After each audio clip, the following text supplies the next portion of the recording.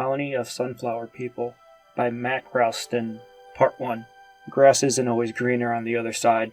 Sometimes it's red, or at least pink. The Mingo Man taught me that. The man, dare I call him the gentleman, standing on my front porch was holding a single rusted penny and beaming pleasantly at me through the crack I had made with my face between the wall and the door. I wasn't opening it any further than that. "What is it?" I said. My voice was gruff, and part of me felt bad for starting off on the wrong foot, but I felt it necessary with these kinds of people. He was probably a Mormon, and personally, I didn't want to start out on any footing with one of those. The man glanced at the tiny coin and then back over to me. "It's a penny," he said, and his smile grew ever so wider. A 1993 to be exact, but I don't believe that was the year when you deposited it into the pond just beyond the playground at the North Aspen Park and Recreation Center. No, that was 1999, correct? What? 1999, he reiterated, holding the penny higher. "That's when you threw this into the pond at the North Aspen Park. Not the one at the front entrance, but the one just behind the tree line surrounding the playground. Ring any bells?" My mouth hung open and I could taste the man's cologne on my tongue. I shook my head and lied. "Well, that's unfortunate," he said, outstretching the coin. "I wanted to know what you wished for." I didn't accept the penny. "What wish?" The man's smile lowered, but only slightly, his chest rising and falling, but no breath jetting from his nostrils. "The wish you made when you deposited this coin into the pond at North Aspen Park in April of 1999. I shrugged and couldn't help but chuckle. "That was over 20 years ago, man," I said, scratching my neck and pointing to the penny. "And how the hell did you even get that? That rec center was bulldozed when I was 15. So you do remember it," he said, and his smile somehow stretched even wider. I thought his face might split in two, so I admitted my lie to avoid looking at that grin. The man's face returned to a puckered, questioning look as he restated his question. "What did you wish for, Mr. DeMarcus?" I should have asked him how in God's green earth he knew my name, but in my brain there was something like an old movie reeling in my mind's eye. The star of it was my late mother, and the cameraman was me. We were at the old North Aspen Park. I was on the playground, and in my peripheral, I could make out Mom sitting under the shelter, where at one time, no doubt, I had had a birthday party, complete with one of those coolers filled with ice and sodas and bottled waters. She was wearing those big bug-eyed sunglasses like she always did, and smoking a cigarette. Times were different back then. They were simpler, and life seemed brighter. Maybe that's just the way the world looks through the eyes of a child. The man streaking through the tree line was an image that a child's eyes should never see, and yet somehow mine did. It was part of a memory I must have forgotten or suppressed. Not the kind you want to remember from your youth, but the one that creeps back to you when memories knock at your door. It wasn't him, though. That was the first thought that brought me out of my daydream. Whether or not the stranger on my porch was the streaker from my childhood. While they were both run-of-the-mill brunette, white men, this one was plump like a pear, while the streaker was thin and gaunt. Not to mention this guy was clothed. He was wearing a button-down pink shirt, like he had just left a Sunday service. Yet clearly he hadn't. The shirt was so faded that it was practically white, and parts of it were stained with soil and dirt. Over his shoulder, I could make out an old rust bucket of a pickup truck, complete with a wooden bed filled with lawn gnomes, statues of the Virgin Mary, and plastic pink flamingos. I suppose the latter is where my daughter gave the man the nickname of the Mingo Man, but we'll get to her in a bit. With such an array of oddities, I couldn't quite predict whether the man was about to ask me about accepting Jesus, mowing my lawn, or investing my 30-year-old penny into his Ponzi scheme. Given his demeanor and the statue of Mary, I assumed it was the former. Yet that didn't quite explain the gnomes, the flamingos, or the coin. It did explain, however, why despite everything else in that truck of his, there was no mower or weed whacker. And whether or not he was a gospeler or gardener, neither explained the copper, nor his question about my wish.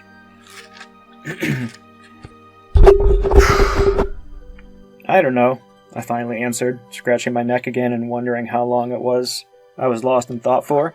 "I probably wished for baseball cards." "Baseball cards," the man said, chewing on the words as if they were a foreign concept to him. "You know, like Sammy Sosa, Bo Porter. I was a huge Cubs fan." "Sorry, Mr. DeMarcus," he said, cutting me off. "I'm not very familiar with baseball, as you call it. I smirked. Well, to be honest, I'm not familiar with, well, whatever it is you're trying to do, but I'm not interested, I said, pushing the penny in his hand back towards him. Oh, no, he said, wagging his head. You've got it all wrong, Mr. DeMarcus. See? Like that, I said, this time cutting him off. How do you know my name? He continued to beam at me, but now it was not with his teeth. I know a lot more about you than you name, Mr. DeMarcus. Such as? Such as how your mother died later that year, 1999. She was ill, wasn't she? For a good 3 years before you gave us this, he rhetorically asked, holding up my penny once again. Who's us? I asked back. I didn't know the answer to mine. I suppose that question lent him a nice segue into his little spiel, which it did. Well, I suppose we're wish granters, he said. Times are tough for everyone these days, and at least we could do is help out our fellow man and his little one. His gesture behind my leg caused me to realize that I wasn't alone. Lily, my daughter, was standing just behind me, her face poking out from between my knee and the door. I softly pulled her back with my hand. We're not interested, I said, one last time. I was firm. The man sighed. You know, Mr. DeMarcus, if my mother were dying and I made a wish, I'd remember that wish pretty crystal clear.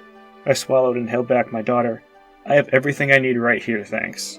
The man grinned and clicked, kneeling down as if he were about to propose on cue and locking up a pair of soft eyes onto my daughter.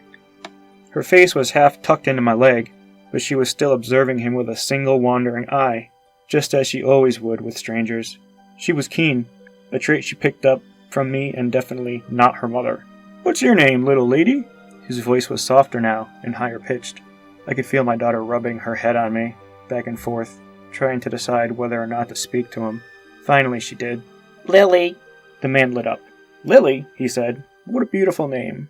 He looked from her to me, as if asking for approval to continue, and I nodded, uncomfortable as I was. He continued. Lily, do you know what Sunday is? She nodded. What is it? He hushed. Easter. That's right, he said. Easter Sunday. Do you know who comes on Easter Sunday?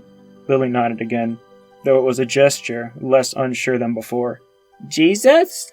Of course she'd say Jesus. No doubt my ex-wife was filling her head with all sorts of religious propaganda, and now my daughter was giving this stranger on my porch the fuel he needed for his hellfire speech. Instead, however, he laughed. Well, I suppose him too, but anyone else? She thought about it, and went to her second answer. The Easter Bunny? That's right, he said again. And what does the Easter Bunny do? Lay eggs? She said, quicker with her answer. Again the man laughed. I suppose so, he said. But did you know that as for magical as he is, he can't lay all those eggs on his own? Really? My daughter's little voice groaned. The man nodded and reached into his back pocket, pulling out a small plastic egg and shaking it. Something inside rattled around like a baby toy. Lily, do you want to help the Easter Bunny hide an egg? She nodded enthusiastically against my leg, and then the man handed her the hollow, purple hunk. Now listen, Lily, that's not just an egg, it's a magic egg. My daughter perked up at the word and slowly unraveled from me, forcing me to press against her tighter. What you do is, take the egg, don't open it, but bury it in the ground. Your daddy can help you, he said with an upward wink at me. Then on Sunday morning, something magical will rise out of the ground. My daughter shook the little egg and looked up at me, and then at the man. Like Jesus? He smiled with a chuckle. Just like him.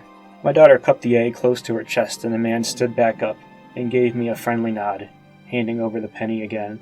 That time I took it. If you think of that wish, Mr. DeMarcus, you know where to go. I do. He nodded and turned on his heel, trotting back down the front porch before stopping and looking back over his shoulder.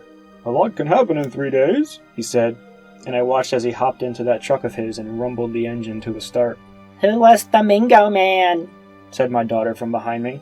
I turned to look at her with a puzzled look, but the sound of the rusty bucket rolling down the street stole my attention.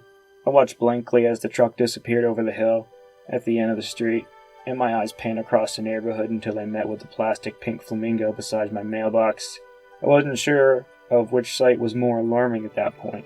The fact that the pink-wearing weirdo left a tacky lawn ornament on my property, or that the rest of my neighbors had one too. This pasta was just released in the past couple days. Easter just passed a few Sundays ago for 2023, just for reference of when this video is coming out. I gave this a quick read, and I thought it was just nifty. It's good. It reads real easy. It sets up a good premise, and it clearly says part 1. So more of this will be coming, and I am looking forward to it. So thank you, Makralston, for the read. Thank you guys. If you're still here, make sure you subscribe. Stay tuned for more. I'll see you in the next one. Bye.